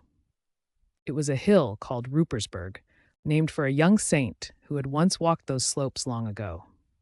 And perhaps his gentle spirit still lingered there in the grasses, in the way the wind moved through the oak trees at the edge of the ridge, in the particular quality of the light on autumn afternoons when the whole valley seemed to glow with a golden warmth that felt almost too beautiful to be entirely of this world. Hildegard had seen this place in her visions before she ever saw it with her eyes. That is perhaps the most remarkable thing to hold in your heart as you rest here now. That she had been shown, in the luminous interior landscape of her inner sight, the outline of a hill, the curve of a river below, the shape of a sanctuary that did not yet exist. And she had known, with the quiet certainty of someone who has been told something true, that this was where she was meant to go. The journey to claim that vision as reality was not a simple one. Nothing in Hildegard's life was ever entirely simple. And yet there is something deeply comforting in knowing that even the most sacred of places must first be dreamed of, must first be held in the heart like a seed before it can become the sheltering tree. She was in her early 50s when the move finally came, already known throughout the Rhineland and beyond as a visionary, a healer, a composer, a correspondent of popes and emperors. She was, in the most profound sense, only just beginning the work that would define the last and most luminous chapter of her long and extraordinary life. She was, in the most profound sense, only just beginning the work that would define the last and most luminous chapter of her long and extraordinary life. Imagine, if you will, the morning they arrived at Ruppersberg for the first time as its inhabitants rather than its visitors. The year was 1150, and the world outside that hill was a world of crusades and conflicts, of political maneuvering and theological dispute. But on that morning, on that slope of land above the Rhine, all of that seemed very far away. The air would have been cool, the kind of cool that carries within it the memory of the night just past and the promise of the afternoon to come. A living, breathing coolness you feel not just on your skin, but somewhere deeper, in the lungs, in the quiet spaces behind the eyes. The river below was wide and slow and silver gray in the early light, moving with that particular unhurried confidence of water that has been moving for thousands of years and knows there's no need to rush. Its surface catching the pale sky and holding it like a mirror that has learned patience. Its banks lined with willows and alders whose leaves in October turn to shades of amber and old gold that seem almost impossibly warm against the gray of the water. The sisters who came with Hildegard from Seidenberg, 20 women who had trusted her enough to follow her into this new beginning, would have stood on that hillside and felt a complicated mixture of things. The excitement of something new and the ache of something left behind. The particular vulnerability of standing in a place that is not yet home and wondering in the quietest part of yourself whether it ever truly will be. But Hildegard would have stood there differently. She would have stood there with that quality of stillness that belongs to people who have already seen the destination in their mind's eye and are simply, finally arriving. She would have looked out over the Rhine and felt something that had no name in the Latin she wrote in or the German she spoke in. A feeling that lives beneath language, the feeling of being exactly where you are supposed to be. And so the work of building began. The monastery at Ruppersberg grew slowly, as all living things grow slowly. Stone by stone and season by season. The early years were difficult ones. But there was also, from the very first, a sense of sacred purpose.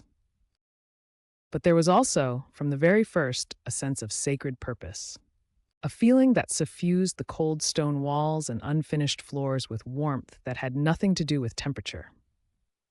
Let us walk through Ruppersberg together now. unhurriedly, the way you might walk through a garden on a summer evening when there is nowhere else you need to be. Beyond the simple gate of dark oak, the world outside fell away. The sounds of the river and the wind became softer, more muffled, as if the monastery itself were gently cupping its hands around you and saying, "Here, be still. Rest." The courtyard within was small and sheltered, and in the center grew a garden that Hildegard herself had designed with the careful, loving attention she brought to everything that lived and grew. Lavender released its calming sweetness into the air whenever the hem of a robe brushed against it. Rosemary stood upright, sharp and clean and medicinal. Chamomile carpeted the spaces between the stone paths with a softness that was almost tender to look at. And in one sheltered corner, half in shadow, grew a small stand of valerian, its pale pink flowers nodding gently in the breeze, its roots holding within them a deep and ancient quietness. The stone of the monastery walls was the particular gray gold of Rhineland stone, pale and cool in the early morning, warm to something almost amber in the late afternoon sun. And in the evening, when the candles were lit within, the windows would glow with a soft, honeyed light that made the whole building look from a distance like something between a fortress and a lantern. Inside, the corridors were long and narrow and cool, the stone floors worn smooth where generations of sandaled feet had passed. The walls were thick, and this thickness gave them a quality of deep, absorbing quiet. The sounds of the world outside did not penetrate here easily, and the sounds within were quiet ones. The soft fall of footsteps, the murmur of prayer, the distant crystalline sound of singing rising from the chapel. The chapel was the heart of Ruppersberg, and Hildegard had given it particular care. The windows were tall and narrow, cut deep into the stone, and through them the light entered in long, slow columns that moved across the floor throughout the day like the hands of a great and unhurried clock. In the mornings, very early, before the sun had fully cleared the hills on the eastern bank of the Rhine, the sisters would rise for the first prayers of the day. This is perhaps one of the most beautiful rhythms of monastic life. The way the day is structured, not around the demands of commerce or ambition, but around prayer, around the turning of the light, around the quiet acknowledgement, 7 times each day, that there is something larger than oneself, something worthy of attention and gratitude and reverence. The first office was sung in the deep darkness before dawn, and there is something almost impossibly moving about those women rising from their warm beds in the cold dark of a medieval winter morning and walking, wrapped in their dark robes, through cold stone corridors to the chapel. And then in that cold and darkness beginning to sing. Because they did sing. And this is perhaps the most important thing to understand about Hildegard's monastery at Ruppersberg. It was a place where music was not merely an accompaniment to worship, but was itself a form of worship. A way of knowing the divine, Hildegard believed, with the conviction that ran all the way down into the bedrock of her being, that the human voice raised in song was the most sacred instrument in all of creation. She believed that when we sing, we are doing something that connects the small, fragile, mortal human creature to the vast and luminous intelligence that moves through all living things. Hildegard wrote it herself, composed it in those visionary states where the boundaries between herself and something greater grew thin and permeable. Hildegard wrote it herself, composed it in those visionary states where the boundaries between herself and something greater grew thin and permeable. And the music she wrote soared and climbed to heights that most medieval chant never approached. It had a wildness and a freedom and a breathtaking beauty that must have filled that cold stone chapel with something that felt, to those who heard it, like the very sound of light. Imagine sitting in that chapel in the gray hour before dawn, the candles burning low, the smell of beeswax and cold air and the faint sweetness of incense, and then the voices beginning, rising slowly at first like something waking from sleep, and then climbing into harmonies that seemed to reach beyond the stone ceiling and into something that had no ceiling at all. The days at Ruppersberg had a rhythm as regular and comforting as the rhythm of breathing. After matins in the darkness came lauds at dawn, the first light of day coming through those tall, narrow windows as the sisters sang their morning praise. The Rhine below catching the first pale gold of sunrise and holding it on its surface like an offering.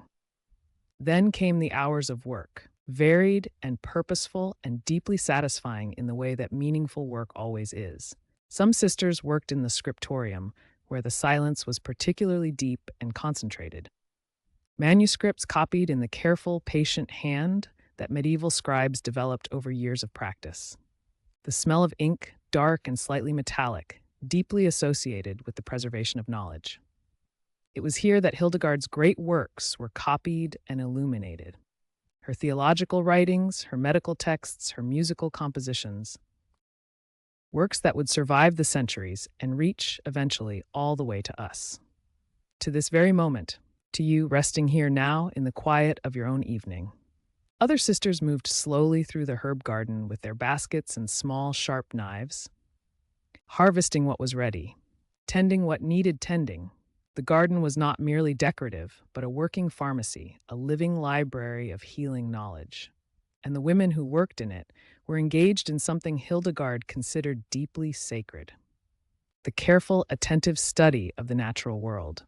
Still others worked in the kitchen, where great iron pots hung over fires of fragrant wood, and the air was thick with the warm smells of bread and broth.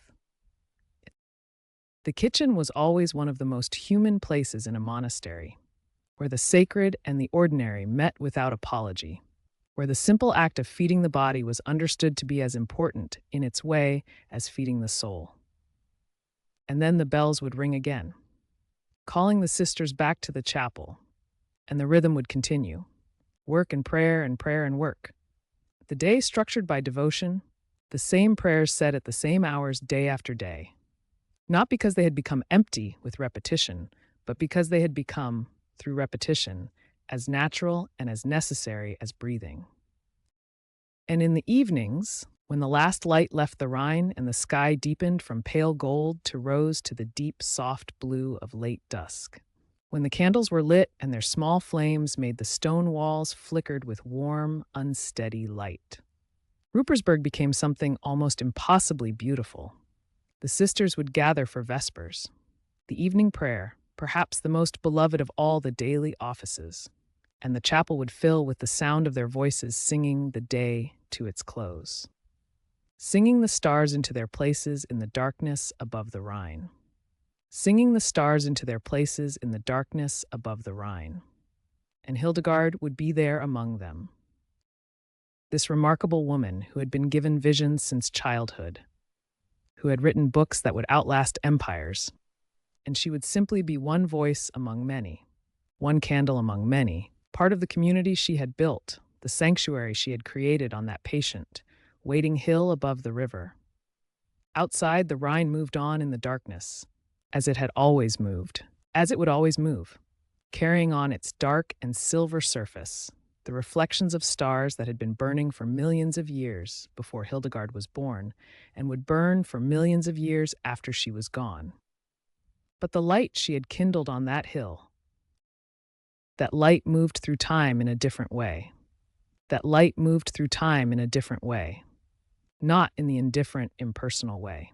And so we return once more to the valley of the Rhine, to that ancient, quiet stretch of the world where the river moves slowly between its banks of dark earth and pale stone, where the willows trail their fingers in the current as though searching for something they lost long ago, and where the mist rises each morning from the water, like the breath of something vast and patient and deeply, endlessly kind. We return to the world of Hildegard, to the place where she lived and breathed and suffered and sang, where she pressed her hands against cold stone walls and felt the warmth of candlelight on her face, where she knelt in the small hours of the night when the world was so utterly silent that she could hear the beating of her own heart like a distant, faithful drum. Let yourself settle now wherever you are. Feel the weight of your body becoming heavier, softer, more surrendered with every breath you take. Let the sounds of the world outside grow quieter, more distant, as though they belong to another life, another story, one that can wait. Because this story, this gentle, ancient story, is the only one that matters right now. Breathe in and breathe out. And as you do, imagine that you are standing at the edge of a great forest in Rhineland in the deep heart of autumn. The trees around you are enormous and old, their trunks wrapped in soft gray-green moss that feels, if you were to touch it, like the gentlest thing you have ever held in your hands. The leaves above you are turning slowly, beautifully, from green to gold to the deep, aching red of embers. Some of them have already fallen, lying on the ground around your feet in quiet, overlapping layers, like the pages of a book set down with great tenderness. The air is cool here, carrying the faint, sweet smell of wood smoke from somewhere far away, and the deep, rich scent of damp earth, of fallen leaves, beginning their slow and sacred return to the ground from which they came. There is something in that smell, something ancient and honest and deeply comforting, as though the earth itself is reminding you that everything that falls will, in its own time, become something new. This is the world that Hildegard knew. But also this world, the world of falling leaves, of cooling air, of the long, slow turning of the year toward darkness and rest. She knew, perhaps better than almost anyone who has ever lived, that the soul has its seasons. That is, just as the forest cannot remain in the fullness of summer forever, so too the human heart cannot remain always in joy. And that this is not a failure, not a wound, not something to be fixed or feared or hurried past. It is simply the nature of things. It is the wisdom of the living world. Hildegard wrote about this with a gentleness that could make you weep. She understood suffering not as punishment, not as evidence of unworthiness, but as a season, as necessary and as natural as winter itself. She saw in the experience of sadness, of loss, of the heavy, quiet ache that sometimes settles into the chest without warning, something she called the soul's deepening. She believed that when we are brought low, when the brightness fades and we find ourselves sitting in the gray, still silence of our own inner winter, something is happening within us that could not happen any other way. Something is being made ready. Something is being hollowed out, gently, carefully, the way a craftsman hollows out a vessel so that it might hold more than it could before. And she would want you to know this tonight. She would want you to know the way she knew it herself, not as an idea, not as comfort offered from a safe distance, but as a truth she had lived in her own body, in her own long and remarkable and sometimes very difficult life. For Hildegard knew suffering intimately. She was a woman of tremendous inner fire, of visions so vivid and overwhelming that they sometimes left her prostrate on the cold stone floor of her cell, unable to move, unable to speak. She knew the suffering of being misunderstood, of carrying a voice and a vision that the world was not always ready to receive. She knew the suffering of illness, of a body that was fragile and often in pain. She knew the suffering of grief, of watching people she loved leave the world, of standing at the edge of that great, unbridgeable silence, and feeling the smallness of her own hands. And yet she continued to sing. She continued to write her music, to tend her garden, to sit with the sick and the frightened and the lost, and to offer them not false comfort, not easy promises, but the deep, steady presence of someone who had been to the bottom of her own grief and had found, there at the bottom, something that held. Imagine her now on an evening in late autumn in the abbey at Ruppersberg. The day has been long, and the light outside the narrow windows has faded to a deep, bruised blue, where the last of the sun has gone down behind the hills on the far side of the Rhine. The river is invisible in the dark gathering, but you can hear it faintly, a low and continuous murmuring, like the sound of the world thinking quietly to itself. Inside the abbey, the candles have been lit, just enough to push the darkness back a little, to create small pools of warm amber light that flicker whenever someone moves through the room. The candles smell of beeswax and something faintly herbal, because Hildegard's sisters have been pressing dried rosemary into the wax, and the scent drifts through the air like a quiet blessing. The stone walls are cold to touch, that cold of very old stone that seems to hold the chill of every winter it has ever known.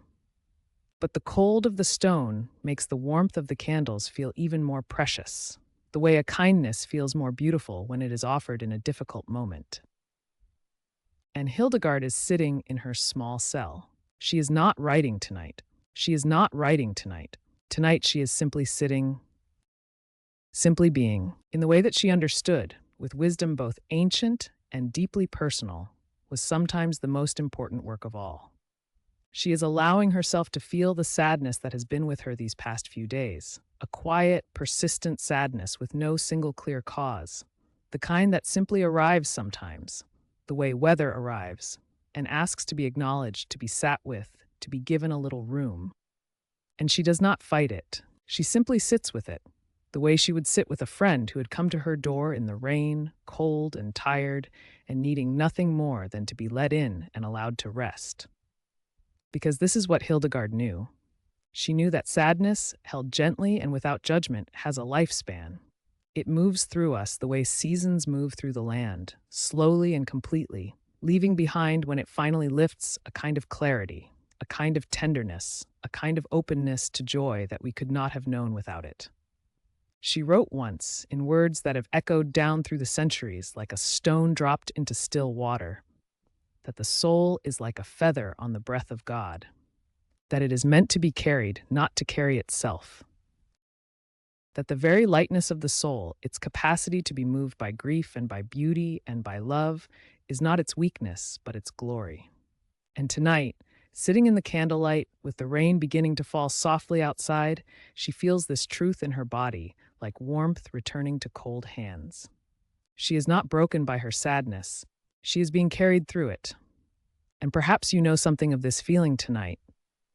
Perhaps you have carried something heavy into this quiet hour with you, something that has been sitting in your chest for days or weeks or longer. Perhaps you are in your own autumn, your own season of falling leaves and cooling air, and the poignant ache of things that have changed or ended or not yet begun. If so, then Hildegard is sitting with you tonight. She is here in this quiet, in this candlelight, in this gentle darkness, offering you the same thing she offered herself in that small stone cell by the Rhine all those centuries ago. Not a solution, not a promise that the sadness will be gone by morning, but a presence, a companionship, a reminder that what you are feeling is not evidence of something wrong with you, but evidence of something deeply, beautifully right. Evidence that you are alive, that you are capable of being moved, that your heart is open enough to be touched by the world, and that this openness, this tenderness, is among the most precious things about you. Hildegard believed that the soul heals the way the earth heals. Quietly, from the inside out, she watched it in her garden, year after year, the way the ground that looked so bare and so dead in the depths of winter was, beneath the surface, doing something extraordinary. The roots were holding, the seeds were waiting in the dark soil with a patience that was almost incomprehensible, trusting, without any apparent evidence, that the warmth would return, that the light would lengthen, that the time for growing would come again. And it always did. She tended her garden in the early mornings, her hands moving through the soil with a gentleness that was almost ceremonial, pressing seeds into the earth, cutting lavender and thyme and the long dark leaves of medicinal plants, bringing them inside to dry in bundles that filled the herbarium with a scent so layered and beautiful that to breathe it was itself a kind of medicine. She understood in her hands and in her heart that healing is not a single moment. It is the season. It is a long, slow, often invisible process that asks of us only one thing: that we continue to show up for ourselves, gently, consistently, without demanding that we be further along than we are. That we continue to show up for ourselves, gently, consistently, without demanding that we be further along than we are. Oh, Hildegard knew joy too. She knew it with the same fullness and honesty with which she knew sorrow, and she believed that the two were not opposites but companions. That they walked together through a human life the way light and shadow walk together through a forest, each making the other more itself. She knew the joy of a piece of music suddenly becoming complete, of hearing her sisters' voices rise together in the chapel, and feeling the sound move through the stone walls and out over the river and away into the sky, like something that had been waiting a long time to be free. She knew the joy of a patient recovering, of watching the color return to someone's face and feeling a gratitude so enormous and so simple that it had no words, only the quiet, full feeling of a heart that is exactly where it is supposed to be. She knew the joy of a winter morning when the frost had turned the whole world silver, and she stood in the garden in the early light and felt the cold and the beauty of it, the extraordinary fact of being alive in a world this intricate and this generous. These were the seasons of Hildegard's soul, and they are the seasons of yours. And tonight, as you lie here in the warmth and the quiet, as your breathing slows and your body grows heavier, and the world outside grows softer with every passing moment, you are invited to simply trust the season you are in. Whatever it is, if you are in a season of sadness, you are being carried through it. If you are in a season of uncertainty, you are being held within it. If you are in a season of quiet waiting, of feeling not yet ready and not yet whole, then you are exactly like the seeds in Hildegard's winter garden, patient and alive and full of something that has not yet been asked of you. And if you are tonight in a moment of unexpected peace, of the small, quiet joy of simply being still and warm and breathing, then let yourself feel it fully, without guilt, without looking over your shoulder for the next difficulty. Let it be what it is. A gift, a season of its own. Hildegard is here with you now. In the quiet. In the candlelight that flickers behind your closed eyes. In the sound of the river that runs through everything, through all the centuries and all the seasons and all the long, beautiful, difficult, extraordinary lives that have been lived on this earth, with courage and with love. And so we return once more to the gentle banks of the Rhine, to that soft green country where the hills roll like sleeping giants beneath a silver sky, where the air carries the faint perfume of wild herbs and cold river water, and where, in a modest stone abbey perched above the valley like a lantern set upon a windowsill, a woman named Hildegard continued, quietly and faithfully, to tend to the world. Not with the sword, not with the authority of kings or the thunder of armies, but with something far older and far more enduring. With compassion, let your body settle now just a little more deeply into wherever you are resting. Feel the weight of your limbs grow heavy and still. Let your breath move slowly like the river itself, unhurried and certain of where it is going. And allow the world of Hildegard to rise gently around you, like the morning mist that gathered each dawn above the Rhine, soft and luminous and full of quiet mystery. It is the 12th century, the year perhaps 1150. Time, in Hildegard's world, did not move the way it does for us tonight. It moved in seasons and feast days, in the ringing of bells that called the sisters to prayer, in the slow turning of the earth from frost to flower and back again.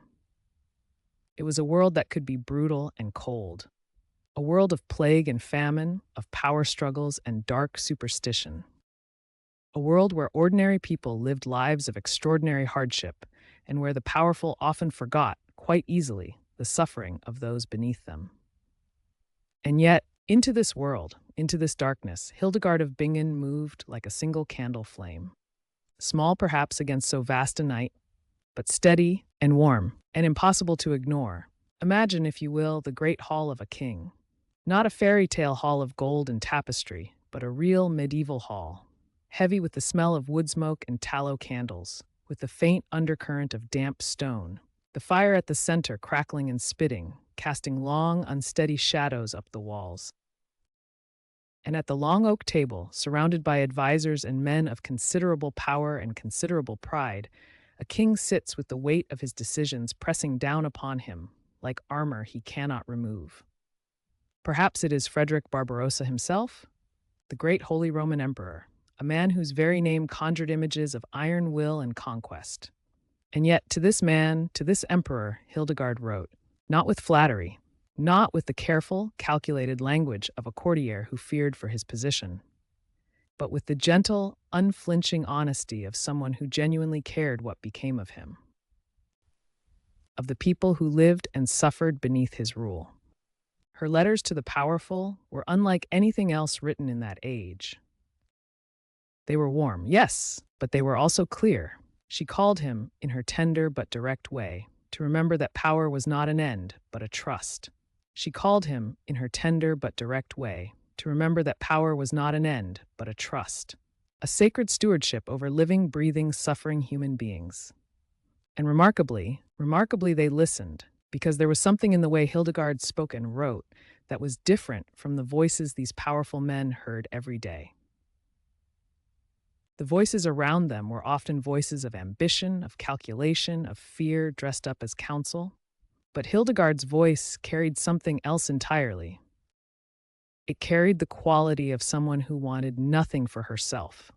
Someone who had already surrendered the small, anxious desires of the ego to something vast and luminous and beyond all earthly concern. And people, even powerful people, can feel that difference.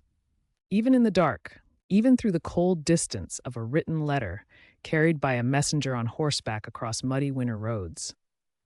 They could feel it, but it was not only to kings and emperors that Hildegard extended her extraordinary compassion. It was perhaps even more beautifully expressed in the quieter moments, in the small, forgotten interactions that history barely records, but which were in many ways the very heart of who she was. Picture the abbey at Ruppersberg on an autumn morning. The air outside is sharp and cold, smelling of fallen leaves and approaching rain. The Rhine below moving in long, gray-green curves toward the horizon.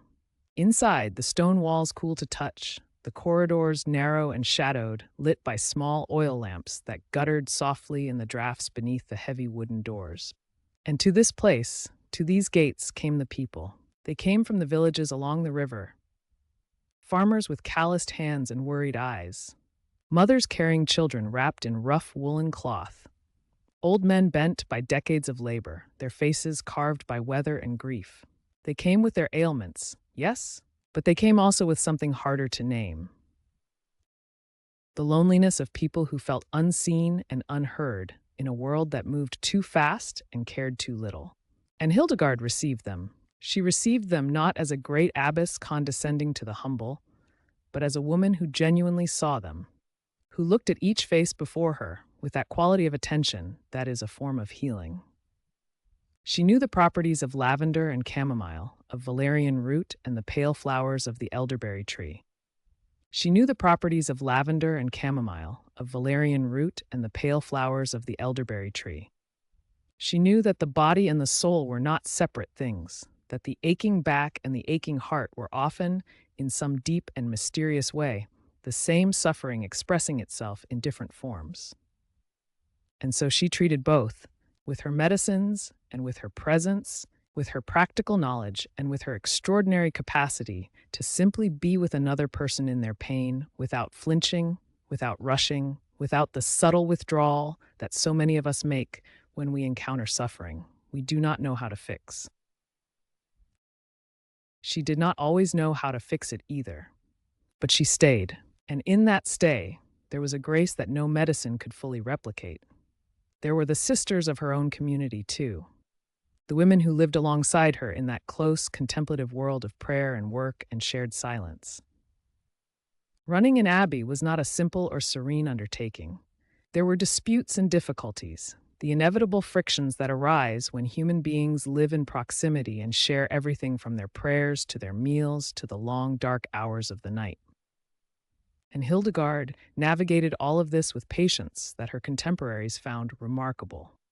She understood, with a wisdom that feels almost modern in its depth, that each woman who came to her community brought with her a whole inner world of history and hurt and longing. That the difficult behavior, the sharp word, the sudden tears, were never really about what they appeared to be on the surface. They were the outward expressions of inner lives that needed tending. She listened, she counseled, she forgave, again, with a generosity rooted in her understanding that human beings are fragile and complex and worthy of infinite patience. And then there were the letters to the popes. Hildegard corresponded with no fewer than 5 popes during her long lifetime. These were men of immense institutional power, men whose decisions shaped the spiritual landscape of an entire civilization. She wrote about the responsibilities of their office. She wrote about the responsibilities of their office, about the danger of corruption and complacency, about the need for the church to remember its deepest calling, which was not the accumulation of power or wealth, but the tending of souls, the care of the vulnerable, the cultivation of a world in which love was not merely a theological concept, but a lived, daily, embodied practice. She called them, gently but unmistakably, to be better, not out of arrogance, but out of what can only be described as love. A fierce, clear, sentimentalized love for the world and for the human beings who inhabited it, including these powerful, fallible men who carried such enormous burdens and who, beneath all their vestments and their titles, were simply human beings trying to find their way through the same darkness that all of us navigate. And this, perhaps, is the most remarkable thing about Hildegard's compassion. It was not selective. It did not reserve itself for the deserving or the sympathetic or the easy cases. It extended, with breathtaking even-handedness, to everyone who came within its reach, to the sick peasant and the powerful emperor alike, to the struggling young novice and the aging, compromised pope. Because Hildegard understood something that takes most of us a lifetime to even begin to grasp, that the person who is difficult to love is almost always the person who most needs it. That cruelty and hardness in another human being are not reasons to withdraw compassion, but are, often, the outward signs of a wound so deep and so old that the person carrying it has forgotten it is even there. She had seen this in her visions, the deep, luminous interconnectedness of all living things, the way that suffering, unhealed, passed from person to person and generation to generation, like a river flowing underground, invisible but relentless. And she understood that the only thing that could interrupt that flow was compassion, steady, patient, unwavering compassion. Let yourself feel that for a moment as you rest here in the quiet. Let the words settle into you like warm water. Compassion, not pity, which looks down from a distance, not sympathy, which stands beside but cannot quite enter, but compassion, which means, in its oldest and most beautiful sense, suffering with. To be willing to enter the experience of another person and remain there, present and open, for as long as is needed. This is what Hildegard offered the world. This was her great, quiet, revolutionary gift. And as the candles burned low in the abbey at Ruppersberg, as the Rhine moved through its dark, familiar course below the hill, as the sisters settled into their evening prayers and the last light faded from the western sky, Hildegard would take up her pen, or perhaps simply sit in the small, still space of her own prayer, and she would hold the world in her heart. All of it, the kings and the peasants, the popes and the sick children, the women in her care and the strangers she would never meet. She would hold them all in that extraordinary interior space that her visions had opened in her, that vast and luminous inner landscape where, she believed with every fiber of her being, all things were held tenderly in the hands of something infinite and good. And perhaps in some way that we cannot fully explain, but can somehow feel. That holding mattered. Perhaps the warmth of it has crossed the centuries, the way the warmth of a fire crosses a cold room, reaching you before you are even fully aware of it. Reaching you here tonight in this quiet moment, as you breathe slowly and let yourself be still. And remember, in whatever way feels true to you, that you too are held. Gently, always held, and so we arrive at the final chapter of a life so vast, so luminous, so deeply rooted in the living earth, that even now, nearly 9 centuries after her last breath, the world still feels the warmth of her presence. Hildegard of Bingen was old now. Hildegard of Bingen was old now. Not old in the way we sometimes fear, not diminished, not hollow, not faded, but old in the way of ancient oaks, old in the way of mountains that have watched rivers carve valleys slowly, patiently, over 10,000 years. She was old in the way of wisdom that had been tested and refined until what remained was something almost impossibly pure.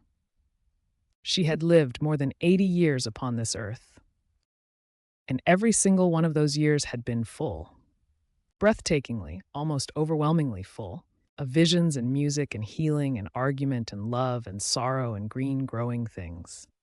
Picture her now, in the final years of her life, at the monastery of Ruppersberg, perched gently above the confluence of the Nahe and the Rhine rivers in the Rhineland. A place she herself had chosen, had fought for, had built from nearly nothing with her own fierce and tender will. The monastery was never grand in the way of great cathedrals. It was intimate, human in its proportions. Its stone walls worn smooth by decades of hands brushing past them, by the trailing of woolen sleeves and the gentle pressure of shoulders leaning against them in prayer. In the autumn of her final years, the light in the Rhineland fell through the narrow windows of the chapel in long, slow columns, thick with floating dust that moved like tiny stars in slow orbit. The light was golden, yes, but more than golden. It had an amber warmth to it, like the inside of a jar of honey held up to the afternoon sun, like something preserved and precious and ancient. The Rhine itself was always present at Ruppersberg. Not loudly, not insistently, but as a constant, low-breathing presence just below the hill. You could hear it if you stood at the eastern wall of the garden in the quiet of early morning, before the bells called the sisters to prayer. In those moments, the river spoke in a language older than Latin, older than any human tongue, a language of movement and patience and the slow, inevitable return of all things to the sea. Hildegard had always loved that sound. She had spent a lifetime listening to voices that others could not hear. The voice of the living light that had spoken to her since childhood. The voice of the body's own deep wisdom. The voice of plants and roots and the turning of seasons. And now, in these final quiet years, she found herself listening more and more to the voice of the river, as if it were teaching her something she had always known, but never quite had words for. The garden at Ruppersberg, in those last years, was a thing of extraordinary beauty. There were raised beds of medicinal herbs she had written about in her great books of natural healing. Feathery fronds of fennel catching the low autumn light like small green flames. The broad, dusty silver leaves of sage, thick and soft as velvet. Lavender in long rows, whose purple had faded to a pale, ghostly gray blue, but whose scent remained. Oh, the scent remained, sweet and clean, and somehow both sharp and soft at the same time, like a memory of summer held gently in the palm of your hand. There was thyme growing between the stones of the garden path, releasing its warm, earthy fragrance with every footstep. There were roses that had finished their blooming but still held their dried hips like small red lanterns against the gray November sky. There were apple trees at the far end, gnarled and ancient themselves, their remaining leaves turned to copper and rust and the deep, burnished gold of old coins. And through it all, the smell of the Rhineland earth itself. That particular damp, mineral richness of soil that has been loved and tended and allowed to rest in its proper cycles. The smell of fallen leaves quietly returning to the ground from which they had come. The smell of cold stone warmed briefly by the afternoon sun before the shadows claimed it again. This was the world Hildegard moved through in her final years. Slowly now, with a deliberateness that was not weakness but a kind of reverence. As if each step upon the earth were a small act of gratitude. She walked with a staff of smooth, dark wood, and she walked with the dignity of someone who has earned every moment of their rest. Her face by now was deeply lined up, mapped with the geography of a life fully lived. But her eyes remained extraordinary, the eyes of someone who had never stopped seeing, who still looked at a candle flame or a frost-covered leaf and saw in it something luminous, something sacred, something deserving of full and unhurried attention. She continued to write in those final years, continued to correspond with popes and emperors and simple farmers and frightened young nuns who had found the courage to write to the famous woman on the hill above the Rhine. She answered them all. In her careful, flowing Latin, in that voice simultaneously ancient and immediate, formal and deeply personal. The voice of someone who had learned that the sacred and the everyday were not two different things, but one single, shimmering, indivisible whole. And she continued to sing. She would sit in her carved wooden chair in the chapel and listen to her sisters singing the music she had written. She would sit in her carved wooden chair in the chapel and listened to her sisters singing the music she had written. Those soaring, extraordinary melodies that seemed to reach beyond the ceiling of the chapel, beyond the sky itself. Music that moved like the Rhine moved, with power and purpose and an inexhaustible, patient beauty. There is a word that Hildegard used more than almost any other in all her vast writings.